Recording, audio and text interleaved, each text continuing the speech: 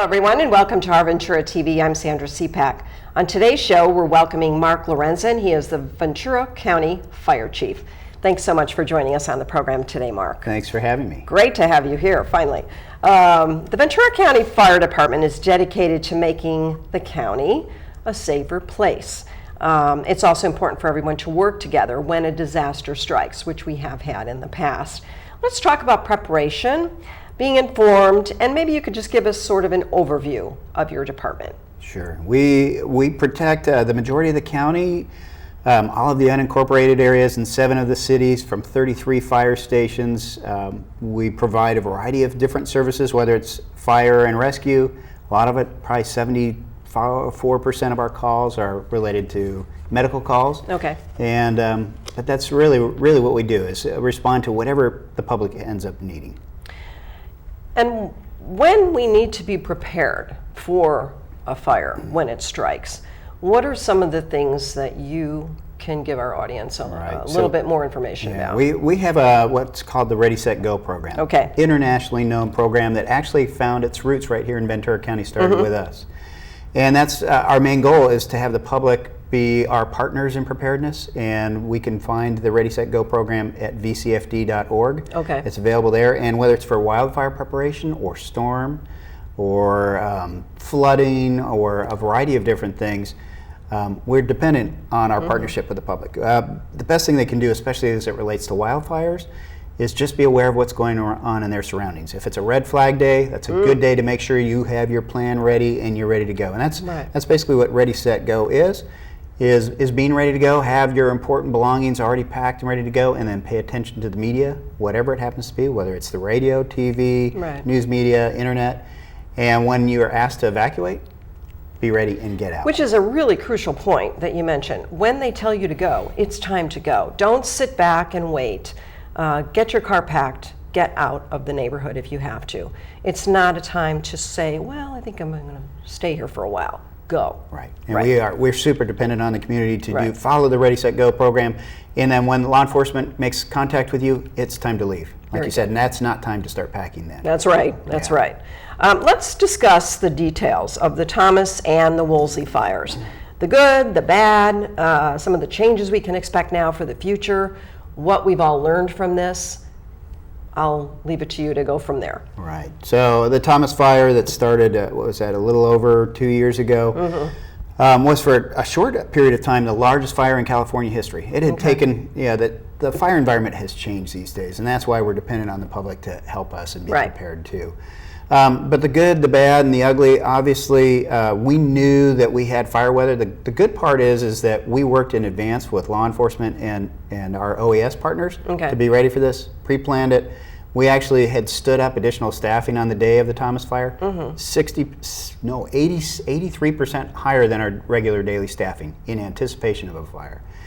And then we had very competent fire ground commanders that were anticipating where this fire was going, so we were able to evacuate early. That was probably the single most important success that we saw in the fire. Was early evacuation? Early evacuation, and having partnerships with our law enforcement and OES. We were standing shoulder to shoulder at the command post, and when they made the decisions to evacuate, it happened timely. So that was probably the most important thing. And then just for the public to realize, we have a great defensible space program here in the county.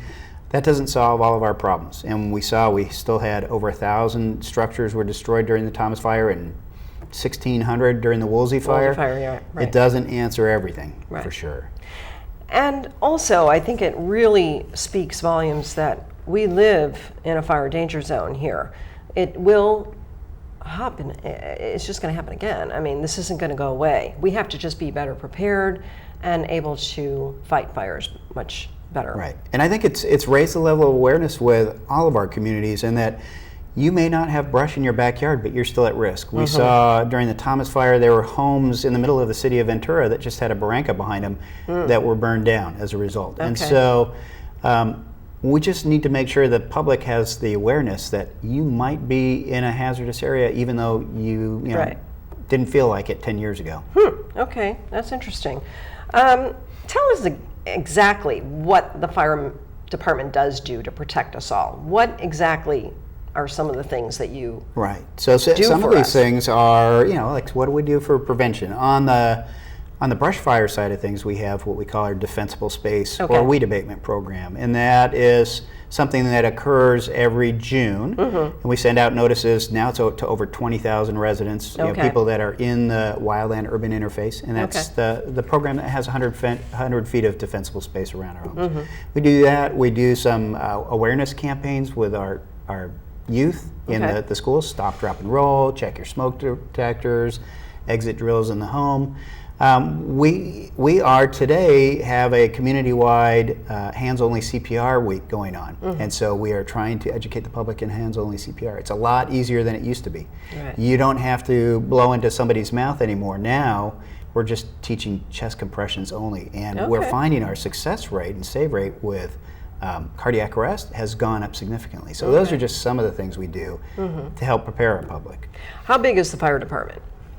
Total number of people, we have a little over 600 permanent employees, and then that increases during the wildland fire season when we hire on a seasonal fire crew. Oh, you do? Yes. Okay. Yeah. Okay, interesting.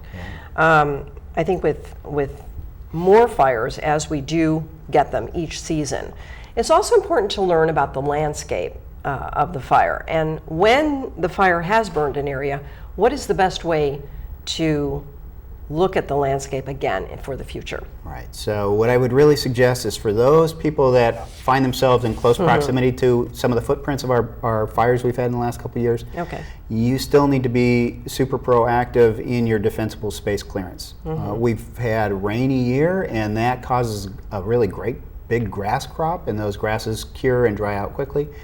And those can cause a pretty significant problem too. So don't let your guard down. Even though you may think that your hills won't burn again, they certainly can. And we saw that with the hill fire that started just before the Woolsey fire. Sure. It burnt through the grasses and into the old Springs fire footprint. Now that slowed it down a little bit because Yeah. it didn't have the decadent old chaparral, but Okay. it still burned pretty aggressively through Wow. there.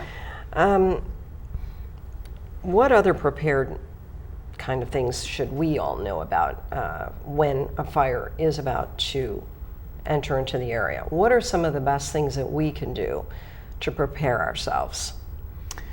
Again, it goes back to our Ready, Set, Go program, making sure you have all your important things, whether it's your pets, your medications, your important papers, whatever valuables you want to take, make sure you have those already in your car. Right. Put your car in the driveway facing out, right? We don't know, especially with a potential loss of power, whether it's on purpose or accidental. Right.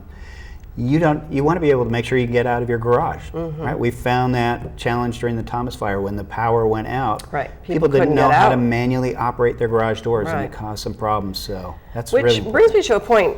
Will there be some changes now with Edison cutting off the power? It sounds like there will be. And throughout the state, the public utilities are, I think, both interested in reducing their liability and trying to prevent the fire starts. Right. And the fire service has generally been in opposition to the idea of the public safety power shutoffs. We generally believe that it can cause more consequences. Okay. As a result of shutting off the power, people are very dependent on electricity for their medical oxygen and for a variety of different things. That being said, I think it's going to happen anyway. We don't have a say over the utilities, so we've been working with them just trying to minimize the risks. Okay. The Ventura County Fire Department also has some good safety programs. One of them is the car seat program that they have for parents, which I think is very influential for a lot of parents to learn how to properly install a car seat for their children.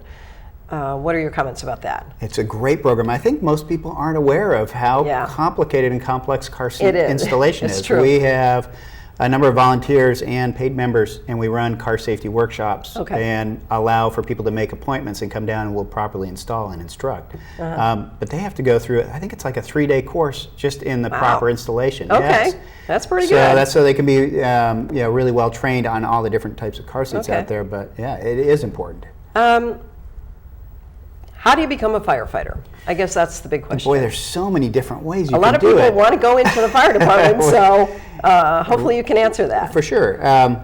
My You can certainly go on to the county's website and put in an electronic interest card, and we'll notify you when an opening comes. Okay. We try and have minimum requirements that are very low. You have to be 21 and have a GED. Okay. Now, beyond that, if that's all you have, you probably won't be competitive. But from my perspective, a breadth of experience.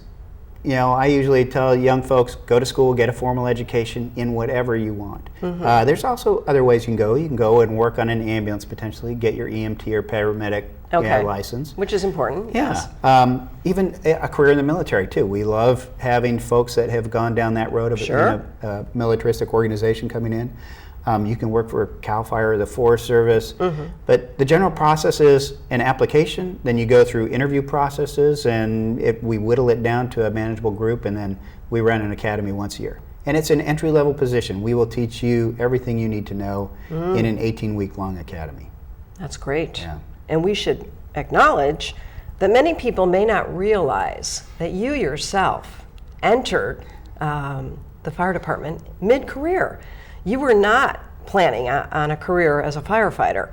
You were a CPA. I think it's important for people to realize that you can change mid-career. Yes. What do you have to say about that? Exactly. I use myself as a great As an example all the time of, I didn't have a lifelong dream of being a firefighter when I was younger, and I went down a path of, I was going to be an engineer and ended up being a CPA, doing tax returns and financial statements, and decided I didn't want to spend the rest of my life in an office, and I made a career change and entered Ventura County Fire Department when I was 27. Wow. So yeah, you can, and we see that oftentimes, and in fact, probably our average age of our entry-level firefighter is around 27 or 28. Is that right? Yeah, it's so important for people to have some life experience before they come into the department, because you are invited into people's homes at their absolute weakest, most tragic moments. Right. And so it helps to have that maturity and some understanding and compassion and some, at least demonstrated during the course of your adult life, you've demonstrated some commitment and compassion to something. And it's true, because it's a very emotional job. Many of these firefighters on the fire lines,